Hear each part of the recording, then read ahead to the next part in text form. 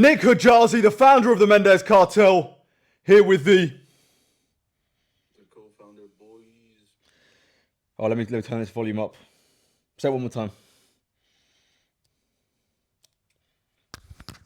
Well, say your intro one more time, bro. The co-founder boys. There we go. A little bit better volume. All right, people. Let's get straight to it. You know what today is. Today's rest day. Happy New Year, by the way. The start of a new year. Today is rest day, which means we're answering comments from my comment section on my YouTube videos. If you've got any questions for me, leave them in the comment section on one of my YouTube videos and I will answer them.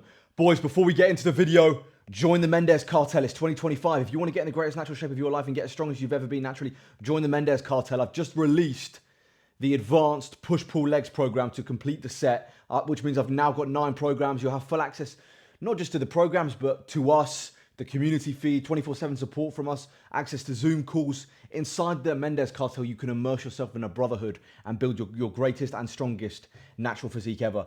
And boys, if you're interested in one-to-one coaching and want to go an even further step, go to my Instagram, link in the description, and DM me the word cartel. It's the new year. Summer's coming, boys. Right now is the perfect time to start. DM me cartel. Let's get to work. A lot of you guys, there's this laziness around a lot of people. If you really want to change with us. All right, let's get to work. Woo! First question is from Jack Davies 0817. What did you look like when you started and how long have you been training? I was real skinny when I started. Real skinny, like 50 something kilos. I had to, many years of eating loads of food. I was a skinny little stick. I was a football player, so I was a cardio guy. I was actually a cross-country long-distance runner as well. I was really light, and I just committed myself to eating. So I started from a skinny position, really skinny. I was like 59 kilo. I think I weigh double what I did when I started. I weigh like 108 kilo now. What were you like, bro? Yeah, so I think for me, I just had I have horrible genetics. I didn't have any muscle at all, and I was kind of skinny fat. So yeah, I wasn't lean or I wasn't big, and I was really fucking weak. Like I remember when I first started, the first time I ever did a bench press, I was doing it with a 10-kilo bar and with 10 kilo aside, so a total 30 kilo, and I was fucking struggling, man. So I think it was around 70s. I think I've never been below the 17s since the 70s since I'm 14. But I was so like skinny fat, horrible build, no muscle and just fat. All right, yeah. You don't have bad genetics, bro. Don't say that, man. Come on, bro.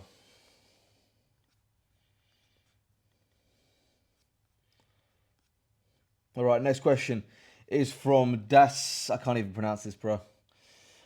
Sorry, bro, I can't pronounce the name. Another question. I have terrible posture. Forward, head, neck, rounded shoulders, slouched over. Can you please recommend some exercises or ways to fix this? Thank you, man. Yeah, this guy has bad posture. I'll give this to the co-founder. He knows a lot more about posture than me. What would you say? How do you fix posture if you got rounded shoulders and you want to try and... What would you do? Bro, if I'm honest with you, I struggle with the same shit, man. Like, in fact, I was at a friend's house not too long ago, and his parents looked at me and they're like, "Yo, you're losing like 4 inches of height just because you're so hunched over." And I, in all honesty, I don't know. I think you can do exercises to do it, like to fix position, but as for myself, I'm a hunch guy myself, so I don't know, bro. Posture is really important, but I'm not a guy like that has good posture at all, man. Would you say with good posture I can get to 6 foot? Maybe, man. Yeah. Maybe. I'm 5'9", but with good posture I can maybe get to 6 foot. But yeah, bro, for posture, man, like for me, build so much muscle that your posture becomes corrected. Be so big and jacked that you don't even need to worry about posture. All right, next question, bro. Miles Pooler. How are you going to celebrate the end of the bulk? Just... For me, bro, I'm just gonna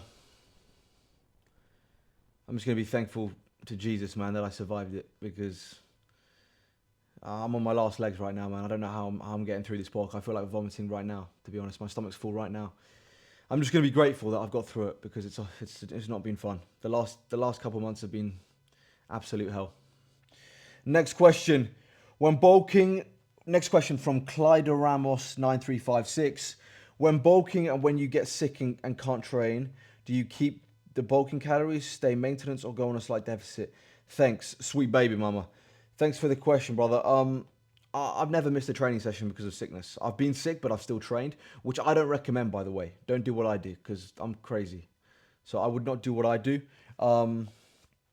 But yeah, bro, all you can do when you're sick is try and eat as much as possible, as much as you can without being even more sick, and just recover and rest up. That's really all you can do. There's not much else you can do. I wouldn't change your diet. I wouldn't go into a deficit. I would just try and eat as much as you can while you're sick, which is obviously going to be less than when you're not sick, and just try and recover, get as much sleep as possible, hydrate yourself, and yeah, just rest up, bro. All you can do is wait, really.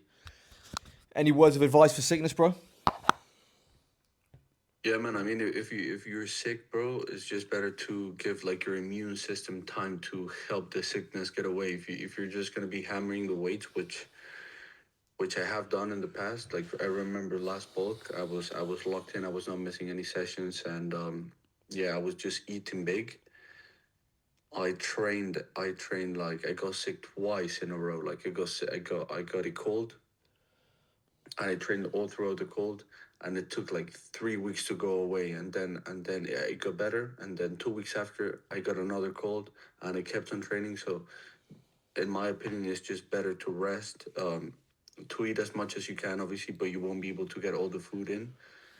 And yeah, I don't think like a few days, if you take a few days off, I don't think they'll harm you. It'll just help the sickness go away even faster. So yeah, sometimes it can be counterintuitive, especially for those guys who are a little more OCD. It's kind of hard to stop the gym, but sometimes like pulling back is a good option. For example, we have a client who's just going through that process of being sick, and yeah, what we're telling him is just to rest up, eat as much as he can, but if he can't stick to the calories, then it's cool. Once you're done, once the sickness is away, then you can call back on diet and call back on plan as normal. 100%. Sometimes, bro, you got to take one step back to move two steps forward. Just rest up, recover, eat as much as you can. That's what you can do. All right, next question is from. We got 10 questions today. We got a lot of questions. Another question from the guy's name I can't pronounce. I'm a beginner and I want to build a muscles aesthetic physique. Currently, I'm fat and never lifted, so eating at a deficit and lifting and high protein. How many days should I be lifting and how many sets a week should I be doing per muscle group? Thank you so much. There is no set amount of days of training you should do. There's no set amount of sets per muscle group when you're a beginner. There's no perfect science to this, bro. So for you, bro, I would eat maybe if you're fat, if you're skinny fat and you never train, maybe eat in a slight deficit and do some kind of recomp, which is I think what you're doing. Do a recomp, and when you're a beginner, you can build muscle and lose fat at the same time. So do some kind of recomp, strength train heavy, progressively overload, focus on the main compounds, get in some decent volume, but don't overdo it. But again, there's no amount of sets and reps that you should do as a beginner. I'll leave it at that, bro. But there's no perfect sweet science to this. So just eat in a slight deficit, do a recomp, which is what you're doing, and just make sure you focus on the key compounds, the squat, the dead, and the bench. All right, bro. Next question. Reynard C6253. When is the cut? You're over 20% body fat, so it would be a smart decision to start a cut. Yeah, I start cutting in 3 weeks, brother. 3 weeks, and this bulk's done. 3 more weeks of hell. All right, next question is from Grip Blizzard. Rest day question. My right bicep has a shorter muscle belly than my left, so it looks smaller. Anything I can do to fix it? Co-founder, what would you say? Unilateral imbalances. No, I mean, what did he say, that he has a shorter muscle insertion? Yeah, shorter muscle fiber on his left side than his right, I think. Yeah, bro. I mean, that's if you Right. actually have like a genetic problem, obviously you won't be able to fix it. The only thing you can do is just train to do a unilateral movement, so you make sure both your biceps are just as big. So yeah, man, if you have a genetic problem and one of your biceps is bigger than the other genetically because the muscle inserts different on the bone, then there's nothing you can do, man. But if one of your biceps is bigger than the other, what you can do is unilateral movements until both arms are the same size. But yeah, man, if it's an insertion problem, it's impossible to fix. That's simply genetic. You can't change that. Yeah, if it's genetic, you can't change it, and always do the same amount of reps on your weaker side that you do on your stronger side. Don't do more reps on your stronger side, even if you can do more reps. All right, next question is from, have you ever done any ice therapy? Me personally, no, I've never done any ice therapy. I don't know about the co-founder. Have you ever done any ice therapy, ice cold treatment, anything like that? Hot tub. I know you like the sauna. Yeah, I've done a bunch of sauna and ice therapy. There used to be this time back in 2019 where the gym I would go to would have like one of those cold plunges, and I would do it every now and then, but I don't do it much. In fact, if you take a cold shower after the gym, that might actually hinder muscle protein synthesis because muscle protein synthesis, like when you go to the gym, you generate some inflammation. Like the pump, when you get a pump, that's inflammation, and that contributes to muscle protein synthesis. So if you hop on a cold plunge right after you worked out, what you're gonna do is destroy that inflammation, and you're gonna literally make less gains. There's been many Yeah.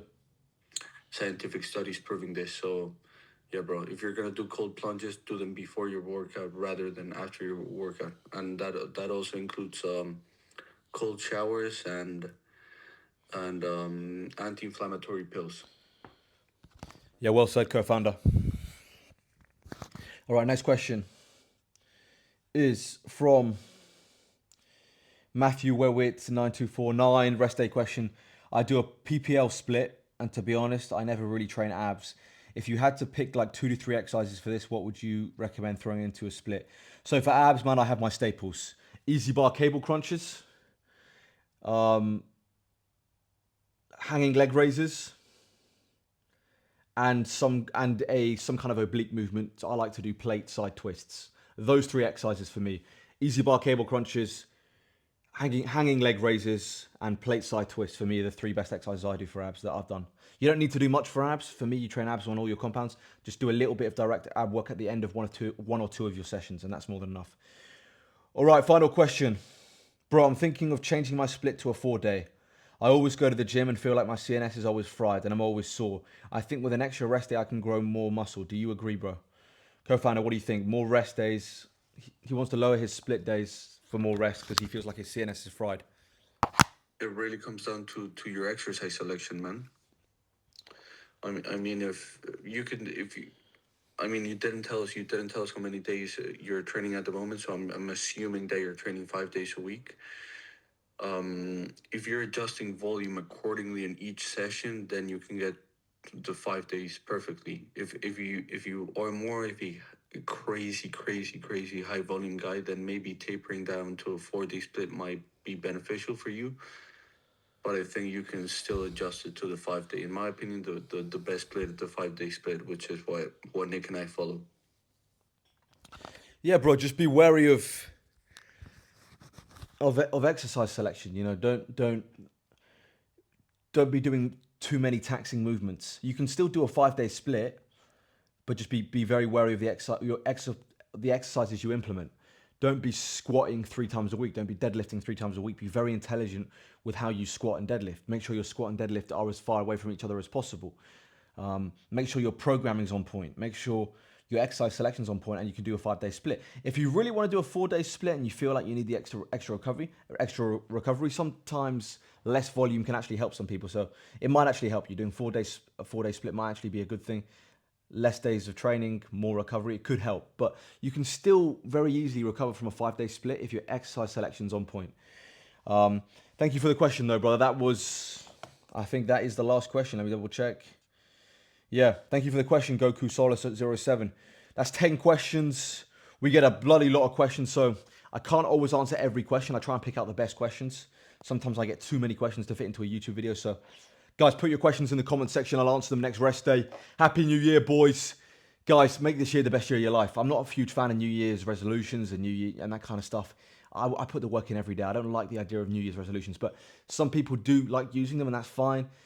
listen, boys, if you're going to start something and you're going to be one of those New Year's resolutions, no problem, but stick with it. Don't give up on it. Stay at it. Don't be one of those people that quit. 99% of people quit. Stay at it. You know, be consistent. There's going to be tough days in 2025. Have the mental fortitude to push and really do something special this year and build the greatest physique of your life. Join the Mendez Cartel boys, link in the description. If you want one-to-one coaching, go to my Instagram and DM me the word cartel. Yeah, boys, it's been an honor. Nick Kujalzi, the founder of the Mendez Cartel, here with the co-founder, boys. Subscribe to this channel, follow me on Instagram and TikTok. And as always, boys, let's do the thumbnail quick. Thumbnail time. Just a salute. Salute.